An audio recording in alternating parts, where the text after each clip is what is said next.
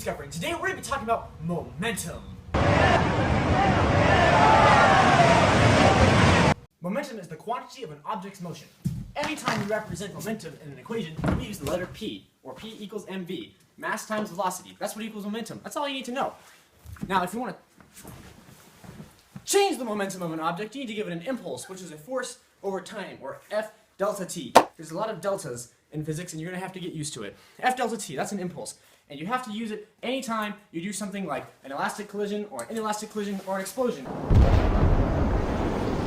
Because things are always changing, there's impulses.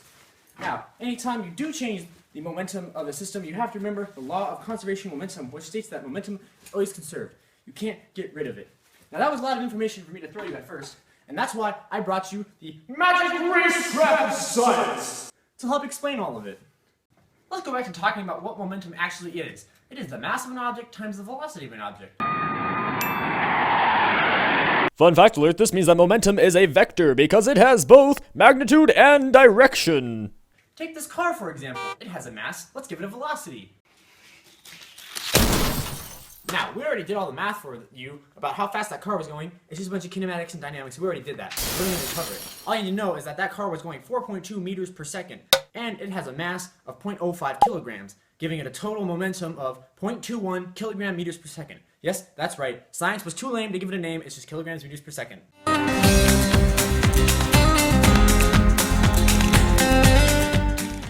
Now we're going to talk about impulses. Impulses is when you change an object's momentum. Like right now, this van does not have any momentum because it is not moving. Now here we have a second car. It weighs half as much as that van, and we're going to give it a velocity so that it can deliver an impulse to the van that is on the track. Now we're going to talk about the math of what you just saw. Now, that car, when it came down the track, had a momentum of 0.105 kilogram meters per second, which really isn't that much. It's kind of lame. Now, when it hit the car, that was an instantaneous collision, and we'd like to just call that 0.01 seconds in physics because we just like to guess. Now, we can take that and put all of this equation, knowing the mass of that car, and we can solve for what the exit velocity of that car was, as well as the force of what was exerted on the car, which was 10 newtons if you're interested. The reason why we were able to solve that is because of the law of conservation of momentum. Now, the law of conservation of momentum says that all the momentum in the system has to stay the same, and since the car originally impacted the van with 0.105 kilogram meters per second of momentum, it means there still had to be 0.105 kilogram meters per second of momentum in the system. Now, the car still had 0.005 kilogram meters per second of momentum when it left. You can see it was still moving.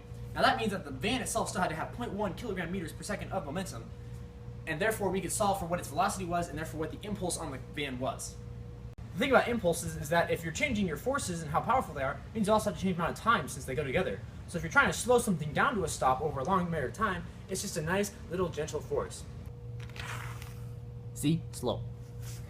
But if you're trying to stop something very, very quickly, you need a very large force, and that can, really cause things to hurt.